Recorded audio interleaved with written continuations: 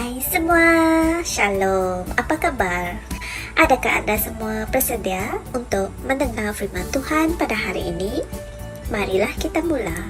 Tajuk kita pada hari ini, 22 Ogos, yang ditulis oleh Pastor Chris Oyakilome adalah bertajuk Memerintah dalam Kebenaran. Haleluya. Mari kita sama-sama melihat ayat pembukaan kita di Roma 5 ayat 17 yang mengatakan, sebab jika oleh dosa satu orang, maut telah memerintah melalui satu orang itu, lebih besar lagi mereka yang telah menerima kelimpahan kasih karunia dan anugerah kebenaran akan memerintah dalam kehidupan melalui satu orang itu, yaitu Yesus Kristus. Amen. Saudara-saudari semua, setiap anak Allah adalah raja dalam kehidupan ini dan telah dipanggil untuk memerintah dalam kebenaran. Haleluya. Kebenaran memberikan kamu kemampuan untuk berdiri di hadapan Allah tanpa kutukan, untuk berada dalam persekutuan dengan Allah setelah memiliki kebenarannya di dalam rohmu. Amen. Dari sinilah keberanian iman kita datang. Haleluya. Inilah sebabnya kita berani membuat tuntutan di dalam namanya, memerintah sesuatu dan membuatkannya dilaksanakan. Amen. Ini kerana kebenaran kita berasal daripada Dia dan bukannya kerana apa yang kamu telah lakukan atau tidak lakukan, tetapi kerana apa yang Yesus sudah lakukan. Haleluya. Allah mengisytiharkan kamu benar dan mengisytiharkan dirinya benar dengan berbuat demikian. Oleh itu, mari kita sama-sama melihat dalam Roma 3 ayat 26 yang berkata, maksudnya ialah untuk menunjukkan keadilannya pada masa ini supaya nyata bahawa Dia benar dan juga membenarkan orang yang percaya kepada Yesus. Puji Tuhan. Saudara-saudari semua, kebenaran menjadikan kita para penguasa. Ia memberikan kita penguasaan. Amen. Kamu bukan seorang mangsa, tetapi seorang pemenang dalam Kristus Yesus. Haleluya.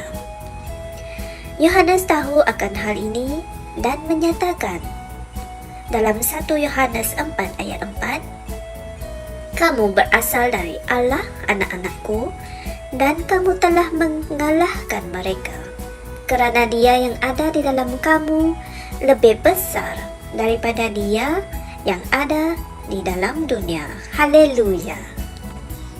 Allah telah memberikan sifat kebenarannya kepada kamu, dan itulah yang membuatkan kamu mengasihinya. Amen.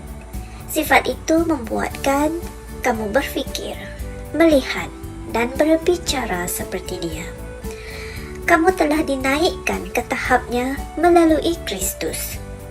Ayat Injil pembukaan kami berkata, mereka yang telah menerima kelimpahan kasih karunia dan anugerah kebenaran akan memerintah dalam kehidupan melalui satu orang itu, yaitu Yesus Kristus. Amen.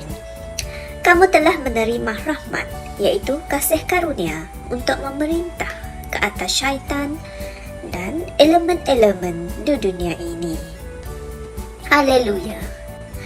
Alkitab mengatakan bahawa Dia menjadikan kita raja dan iman, dan kita akan memerintah di bumi. Raja memerintah dengan mengeluarkan perintah dan pengumuman. Dalam Pengkhotbah 8 ayat 4 mengatakan, kerana titah raja berkuasa, siapakah yang akan mengatakan kepadanya, apakah yang baginda buat? Sebab itulah Alkitab mengatakan bahawa kamu akan memutuskan berbuat sesuatu dan maksudmu akan tercapai. Anda boleh baca dalam Ayub 22 ayat 28. Mari kita sama-sama berdoa. Ya Bapa yang suci dan benar, Terima kasih kerana memberikan aku kebenaran-Mu, mengurniakan aku kemampuan untuk berdiri di hadapan-Mu tanpa rasa bersalah, rasa hina atau rendah hati. Dalam kebenaran, aku berkuasa dan memerintah dalam kehidupan, membawa kemuliaan kepada nama-Mu. Aku berjalan dalam perarakan kemenangan yang berterusan, sambil menyatakan kemuliaan-Mu di setiap tempat. Di dalam nama Yesus. Amen. Untuk renungan tambahan, kalian bolehlah merujuk di Alkitab Roma 5 ayat 17, Kitab Terjemahan Amplified Classic, Roma 5 ayat 20 hingga 21, dan Wahyu 5 ayat 10.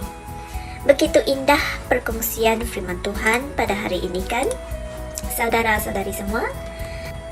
Oleh itu, jangan lupa beritakan firman Tuhan ini kepada semua, kepada kawan-kawan, keluarga, jiran-jiran dan sesiapa sahaja dengan menekan butang like, share dan subscribe di YouTube channel Rhapsody Reality Malaysia.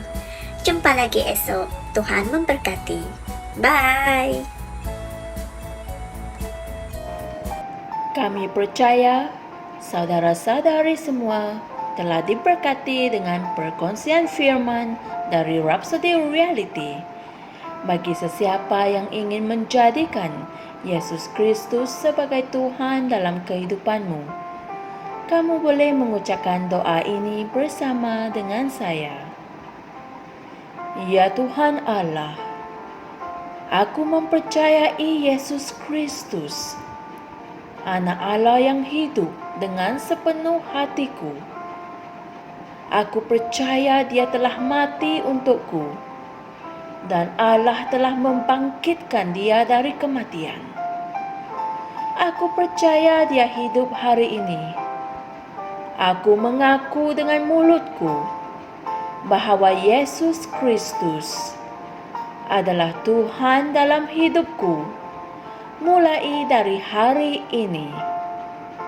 Melalui Dia dan di dalam nama-Nya, aku mempunyai kehidupan yang kekal. Aku telah dilahirkan semula. Terima kasih Allah kerana menyelamatkan jiwaku. Aku sekarang adalah anak Allah. Haleluya. Tahniah, sekarang kamu telah menjadi anak Allah. Untuk apa-apa sebarang pertanyaan atau untuk mendapatkan lebih banyak maklumat mengenai bagaimana untuk bertumbuh sebagai seorang Kristian, anda semua boleh hantar mesej di akaun Facebook kami atau email kami di tni.msia@gmail.com. Sekali lagi, tni.msia@gmail.com. Tuhan berkati anda semua.